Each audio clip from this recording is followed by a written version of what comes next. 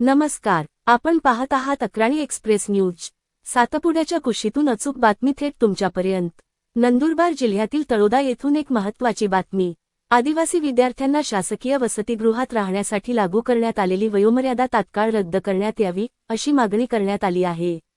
यासंदर्भात एकात्मिक आदिवासी विकास प्रकल्प, तळोदा येथील प्रकल्प अधिकाऱ्यांना निवेदन देण्यात आले आहे।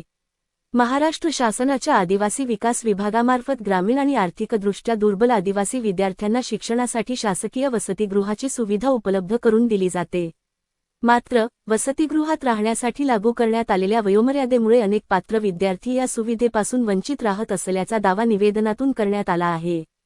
विशेषतः उच्च शिक्षण घेणारे विद्यार्थी, विविध कारणांमुळे शिक्षणात विलंब झालेली मुले, पदवी आणि पदव्युत्तर शिक्षण घेणारे विद्यार्थी तसेच डॉक्टर पदवीचे शिक्षण घेणाऱ्या विद्यार्थ्यांना या वयोमर्यादेचा फटका बसत असल्याचे निवेदनात नमूद करण्यात आले आहे। आदिवासी विद्यार्थ्यांची सामाजिक आणि आर्थिक परिस्थिती लक्षात घेता केवळ वयाच्या कारणावरून त्यांना वसतिगृहाच्या सुविधेपासून वंचित ठेवणे योग्य नाही, अशी भूमिका निवेदनातून मांडण्यात आली आहे। वसतिगृहाची सुविधा उपलब्ध झाली नाही तर अनेक विद्यार्थ्यांच्या शिक्षणात अडथळे निर्माण होण्याची तसेच काही विद्यार्थ्यांना शिक्षण सोडावे लागण्याची शक्यता व्यक्त करण्यात आली आहे। त्यामुळे आदिवासी विद्यार्थ्यांचे शैक्षणिक नुकसान टाळण्यासाठी वसतिगृह प्रवेशासाठी लागू केलेली वयोमर्यादा तात्काळ रद्द करावी, तसेच विद्यार्थ्यांचा अभ्यासक्रम पूर्ण होईपर्यंत त्यांना वसतिगृहाची सुविधा उपलब्ध करून द्यावी, अशी मागणी करण्यात आली आहे।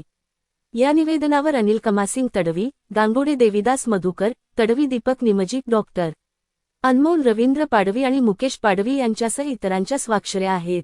आता या मागणीवर शासन आणि आदिवासी विकास विभाग काय निर्णय घेतात, याकडे आदिवासी विद्यार्थी आणि पालकांचे लक्ष लागले आहे।